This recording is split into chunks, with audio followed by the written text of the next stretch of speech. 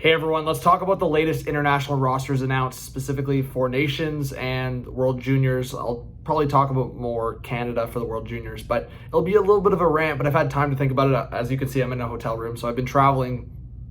Probably why I haven't been able to stream and make videos is because of that, and then just being busy. But also, if you guys want, we talked about the Finland and Sweden rosters predictions, and I mean, not much changed. I think like one or two players in each roster changed. So we talked a lot about how we felt on those rosters.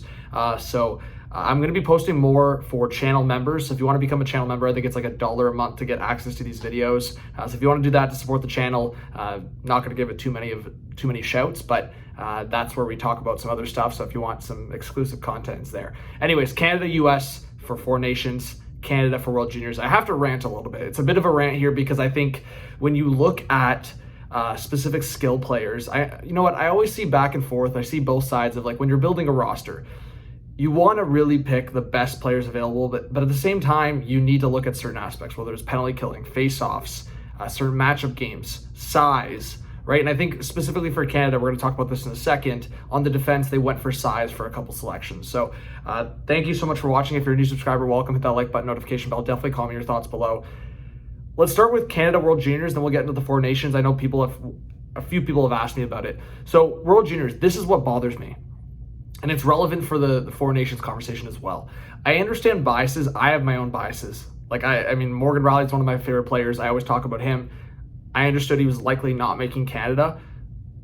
But we'll also talk about the disrespect of, like, guys like Rielly and Tavares not even being considered a close call. Like, again, I'm not going to rag on Sportsnet too much, but I mean, the fact that there was like a second Canada team created and John Tavares, who played twice on the Canadian World Junior team, Olympic gold. You're talking about a guy that has over 1,000 games played, for the most part, close to a point per game this season, 1 or 2 points off. So the fact that, like, you're talking about a guy that has a gold international stage, things like that, and he's not even considered in that aspect, it bothered me. And I think, honestly, when you're looking at Canada's goaltending for Four Nations, again, getting into World Juniors here in a second, that bothers me because you want veteran defensive-minded players, and Tavares is that, and like 60% of the draw or something like that. Anyways, World Juniors, so biases. That was where I was going. If you're talking about who's the head coach, so Dave Cameron, if you guys don't know, is going to be the head coach of the Canadian World Junior team again, and he is the head coach also of the Ottawa 67s in the OHL. So again, I'm going to name players. I'm not saying players are undeserving or players shouldn't be there, but for an example is Luca Pinelli, who's a draft pick of the Columbus Blue Jackets. He's one of the better players, if not the best player, on the Ottawa 67s. Dave Cameron being that coach. I think a lot of people, when you looked at their mock rosters for the Canadian World Junior team, Luca Pinelli's not on it. And again, this is for the invites. This is for the camp. So as I'm making this video, the World Junior team officially hasn't been named, but Luca Pinelli was invited, and guys like Beckett Seneca weren't. Michael Hage wasn't. Carter Yakemchuk wasn't. Tija Ginla, honestly, was the one that made me the most mad, or at least one of them. But now we know that he is out for the rest of the season after surgery for his hip. So Tija Ginla is out for the rest of the year. Makes sense why he wasn't invited with those circumstances. We hope for a speedy recovery for him. Beckett Seneca was just drafted 3rd overall by the Anaheim Ducks and is ripping it up. And I think when you're talking about those biases, looking at him, looking at Colby Barlow, who's a first-round pick for the Winnipeg Jets, and again, talk about role players, Colby Barlow provides that. He is a shit disturber. He's got size. He is a bear. Like, he is a physical guy that could be in that bottom 6 for Canada, the World Juniors, and be a veteran kind of player. So I think Luca Pinelli brings that as well. But my point is, they really overthought this one, I think, especially for the camp invites. Why wouldn't you invite Michael Hage, who's ripping up in the NCAA? Why wouldn't you invite Beckett Seneca, who was a 3rd overall pick and has been ridiculous in the OHL? And then specifically, Michael Misa. If this is because of the teddy bear toss incident, and guys, I can link it down below or reach out. Basically, long story short, junior hockey, even in AHL, many different leagues do the teddy bear toss. Ends up being for charity. Basically, first goal for the home team, teddy bears rain on the ice. What did Michael Misa do? Well, he was the away team for that game. He started shooting teddy bears back into the stands. So he gets suspended. Is that in consideration for maybe a behavioral issue? Like, is there a behavioral issue there, or is there something behind the scenes that we don't know on Michael Misa? Because we're very quick to make these assumptions. But Michael Misa and Zane Parekh, who both play for the Saginaw Spirit, are somehow left off the invite list, or left off the training camp, like the camp for Canadian World Junior team.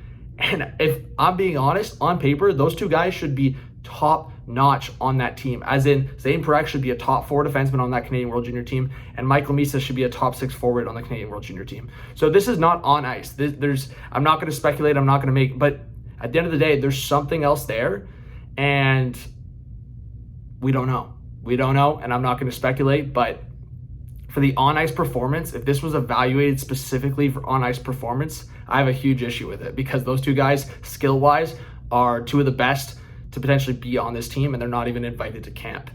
Carter Yukemchuk as well. I mean, you could talk about maybe a reach for the Ottawa Senators, but he should have been on this invite as well. So I have a huge problem with Canada's World Junior selection the last couple of years. Last year, it was a major disappointment. We see the rise of U.S. hockey, specifically out of the U.S. development program, and what the NCAA has now done, where Ontario and Canadian junior hockey players can go to the NCAA. So Canada's not doing themselves any favor on a World Junior level and on a development level right now. And again, now transitioning to the Four Nations conversation, development across the board may be a concern, but goaltending, a major concern. So Samuel Montembeault, I'll just go through the roster myself. It's right here. So Samuel Montembeault, Jordan Binnington, Aiden Hill are the goalies. Defense, Cale Makar, Josh Morrissey, Colton Parayko, Alex Pietrangelo, Travis Sanheim, Shea Theodore, and Devon Taves. No surprises there. Outside of, honestly, Colton Parayko, for me, is a bit of a surprise. I understand the size, and Doug Armstrong. So I had been saying that, like, we're going to see a couple Blues players selected on this team. I actually thought it would be Robert Thomas over a Colton Parayko, but clearly they wanted the size on that right side. So they get Travis Sanheim, who's 6'4", and Parayko, who's, 6'5", 6'6", so I think he's 6'5", at least 6'4". Anyways, they're big boys. I think outside of that, Cale Makar, Morrissey, Pietrangelo, Theodore, Devon Taves, no surprise for me. I think some people will say Taves hasn't had the greatest year so far, but Bennett, Sorelli, Crosby, Hagel, Jarvis, Konechny, McKinnon, Marchand, Marner, McDavid, Point, Reinhardt, Stone on the forward side. Again, not like a crazy amount of surprises, but it really drives me nuts when we focus in on a role or focus in on a type of player we want, and then you just do that across the board. So Canada went a certain direction here. They went Stanley Cup winners. They went guys with edge, guys with size. And again, you have your skill players in McKinnon, Crosby, McDavid, Marner. It's fine, right? Reinhardt's been ripping up with goals. But I think that there was a couple skilled guys left off the roster here that it really bothers me. And again, I'm probably a little biased towards John Tavares, but again, the resume speaks for itself, and he should have been at least there. Like Steven Stamkos. If Stamkos has had a better year, I'd be ranting the same about Stamkos as I would about Tavares. But again, Tavares is a much more complete player than Stamkos at this point of their careers. Stamkos, very much a one-dimensional scorer, where Tavares, huge on the faceoffs, great defensively, physical, takes a beating in front of the net. And like I said, he's on a 40-goal pace, basically a point per game. There's some guys on this roster that can't even say that. Like, he's got a better goal per game and goal projection than, like, I would say a lot of the guys in the bottom 6 here. So, you know what, whether, again, I'm not going to shade on a guy like Seth Jarvis, because I actually love Jarvis and I love this story. I mean, the fact that he wasn't even selected to his World Junior team, it just speaks on going back to the Canadian World Junior selection process. You don't pick a guy like Seth Jarvis, and now the fact that on the national, like international professional level, Seth Jarvis is named to Team Canada over guys like Steven Stamkos, John Tavares, yes, at this point of their careers, but also a guy in his prime, like a Mark Scheifele, for example, or even towards the end of his prime. Like, Scheifele's having a great year. Well, Jarvis got a spot over him. So, I mean, that's the process for me, is like, there's certain guys that got left off here. Brandon Hagel's having an amazing year, and he's been great. Smaller sample size, but he's in his prime, right? He's 26. I'm not going to really reference numbers when he's 23, 24, but I mean, you look at Tavares' playoff numbers versus like a couple guys there. Sam Bennett, to me, again, I don't know if you needed a Sam Bennett when you have an Anthony Cirelli, when you have a Brandon Hagel. That's my only argument. I mean, Sam Bennett's an absolute shit disturber, playoff performer. I understand all of that. But do you need Sam Bennett when you have a Travis Konechny, when you have a Cirelli, when you have a Hagel? I don't know. I don't know if you do. But obviously Canada's depth's not as great as it's once been. And then I transition over to the Team USA side. Let's go through the goaltending. Connor Hellebuyck, Jake Ottinger, Jeremy Swayman, way better than Canada's options, right? And also, there's certain teams that I feel like got blacklisted in this selection, like the Washington Capitals. No John Carlson, no Logan Thompson for goaltending for Canada. Logan Thompson's had way better numbers than Samuel Montembeault, for an example.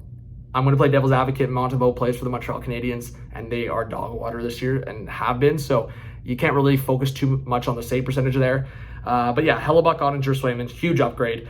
I would have had John Carlson in here, probably over Noah Hannafin. I love Noah Hannafin's game, but I would have had John Carlson probably in there over him because you would still have, I guess Noah Hannafin's the left shot defenseman. So yeah, you have Quinn Hughes, Slavin, Werenski as the 3 left shot defensemen. You could have brought John Carlson. You could have brought John Carlson as 4 right shot, 3 left shot. So the arguments, that's invalid because you have Slavin, Werenski, and Quinn Hughes on the left side.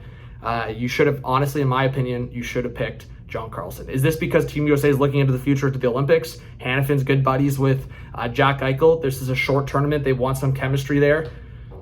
I still think John Carlson's had an unreal year. Washington's been great. I think Carlson should have been here. That's my take. But Brock Faber, Adam Fox, Hannafin, Quinn Hughes, McAvoy, Slavin, Werenski, studs across the board. Like Team USA's defense, much better than Canada's defense. So you already have 2 categories for Team USA, much better in goaltending, much better in defense. There's no weak link here. The fact that I'm even making an argument on Noah Hannafin would probably be the 4th best defenseman on Canada right now. Again, Pietrangelo getting older, past that point, and they picked guys like Parayko, who hasn't been great for a lot of periods of time here recently. Was great in the Cup run. Has had a couple good games this year, but you're more so picking the size, where performance here, those guys are all studs. And then forwards, Matt Boldy, Kyle Connor, Jack Eichel, Jake Ensel, Jack Hughes, Chris Kreider, Dylan Larkin, Austin Matthews, JT Miller, Brock Nelson, Brady Tkachuk, Matthew Tkachuk, Vincent Trocheck. So there's certain guys that we'll see. Obviously JT Miller's on a leave of absence, so we'll see what happens there. I thought Canada was maybe going to just pick Drew Doughty, and if he wasn't healthy enough, they would go, okay, well, we're going to place you on an IR. Like, you can't come to the tournament because you're not healthy enough, and then we'll bring someone else. I guess they're doing the reverse side of things, where if one of the defensemen for Canada gets hurt, then Drew Doughty might be the first call up. For forwards, I have not too many issues, except for Tage Thompson not being here is ridiculous. So I would rather personally have Tage Thompson and Alex Tuch over Vincent Trocheck and Chris Kreider right now. Like, the Rangers are struggling. We're talking about guys that are performing right now, and that's what Canada kind of did for some players, others not.